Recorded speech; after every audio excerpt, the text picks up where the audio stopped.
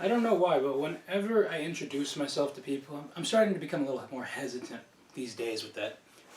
Because there's always that one person who feels like they have to inform me, Rob, you know you share a name with a famous guy? What? No. I lived under a rock all 24 years of my existing. I didn't know that the director of films like Sin City, Spy Kids, and Dawn the Dusk, or whatever. I didn't study his IMDb before this broadcast. There was a director of such classics like Shark Boy and Lava Girl, and that new Netflix thing that got a sequel, We Could Be Heroes. I don't have a Netflix. It's not like I'm not watching that due to spite or anything. I mean, he's the director. I just have a poor sense of direction. I mean, I would like a credit that I didn't make. Anyway, over the years actually, I've come across more people that share a name with a famous person. Like, true story, I'm actually Facebook friends with a guy named Ryan Reynolds. Yeah. If only he had $1 for every time someone asked him, what were you thinking when you made Green Lantern? Yeah. And this girl I dated, the only girl I dated really, yeah, her name was Jennifer Lopez. Yeah. As you can imagine, none of us look like our famous counterparts. Yeah. J-Lo. She preferred Jell-O. Yeah. Jenny from the block, more like Jenny from across the street. But let's start the show. Do a little dice roll.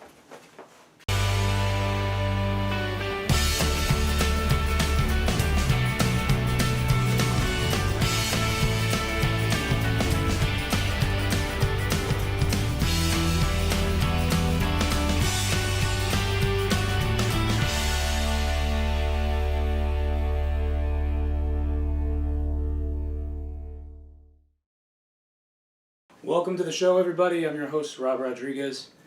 Now, this is the top of the show, meaning anything could happen. I mean, welcome to Friday. You're gonna love it here. So make yourself at home, because it's just the beginning, just the start of the show. Or is it the end of the show? No, I wouldn't do that to you. However, I did just add 2 occurrences of the end card. So,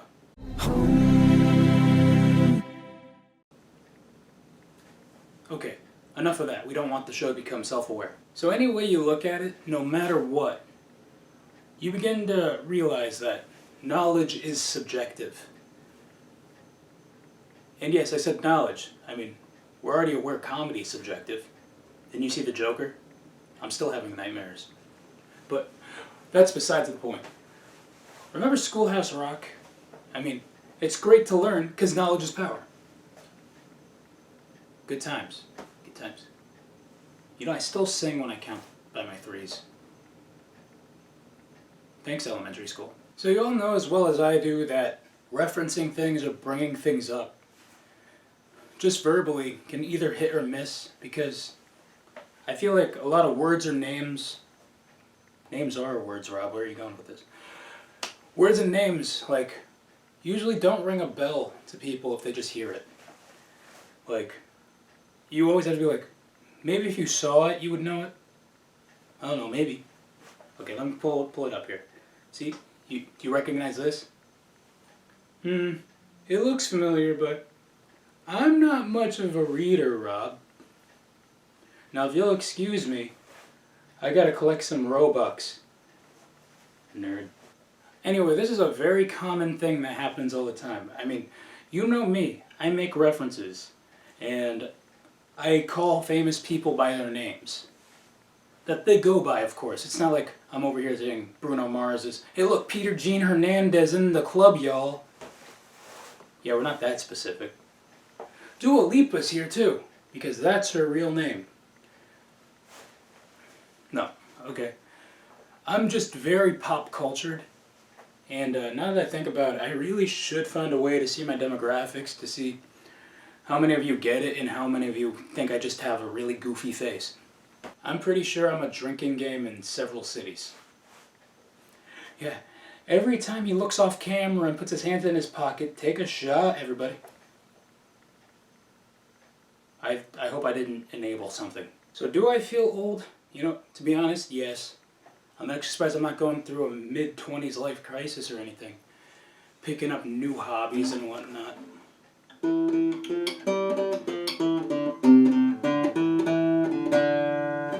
So you're just gonna ditch piano like that?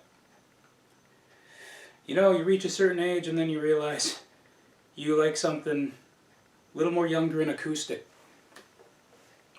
Ironically, that guitar is 50 years old, but you know, every generation, if you think about it, there are things that you know and that you don't know about the generation before and after you. I mean, just take the Grinch, for example. Just look at them. There is a movie for every generation. I mean, that enlarged heart can only go for so long.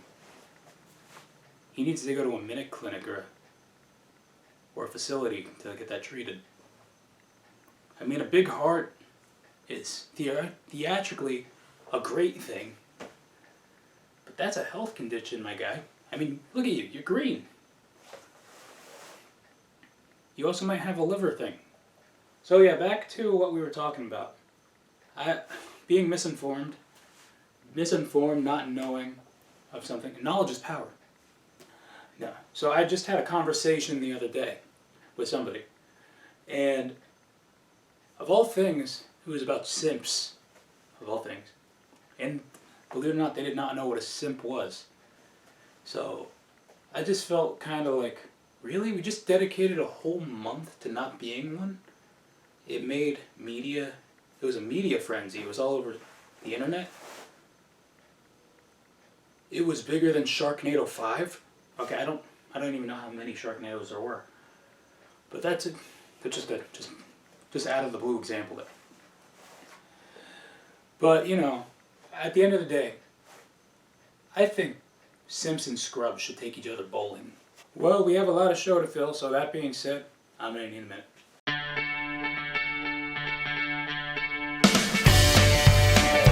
Alright, so say what you want about reality TV. I mean, some love it, some hate it. Did Carol Baskin kill their husband? We have so many questions. Where's Honey Boo Boo? Why is Teen Mom still on 2 when it's been on for years? All this and so much more tonight on Big Brother. But first, no, we're not going anywhere. We just came back from a break. So you notice every reality show has a narrative from the people on the show just over scenes of random stuff. And, you know, they're in a room, they're just recapping everything that happened already. It might be a little fabricated for views. But, you know, what if that could happen in real life? Let's say, you know, you're grocery shopping and you didn't say a word the whole time. But then all of a sudden, another you just pops up out of nowhere, just lounging in an area. And then you're like, y'all telling me they didn't have grape jelly. And then it cuts back to you, all dramatic, like looking at the spot that the grape jelly should be in. And then you're like, this ain't my day, y'all. This ain't, I swear, I'm never coming to this store again. And then it shows you dramatically walking out the exit, and the security lights just start blinking, and then people are running after you like, sir, let me see your receipt. That's some good TV. You know, I think the confessional, the diary rooms are like a safe space for just speaking your mind and like just getting things off your chest. You know who actually could probably benefit if that was real, if that could happen in real life, is servers and people who work in retail. Because, you know, you guys deal with some difficult people on the daily. Especially servers, like, hey waiter, yes? Where are my churros? Sir, you didn't order any churros. Yes, I did. I wanted eggs and churros. Sir, you ordered huevos rancheros. I don't care if you can speak another language. I want my fried bread with cinnamon. In a bag, preferably. And then, then they turn to the camera, give the Jim from The Office, "Can you believe this guy look?" And I'm Japanese, so technically, in this case, I am Asian Jim.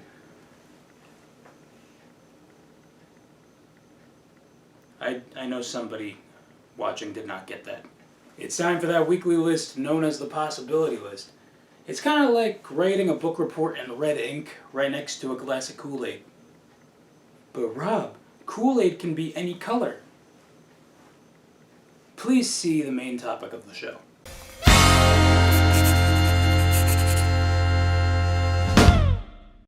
Alright, here's the possibility list written in red ink. 6 potential viral trends that could go very wrong.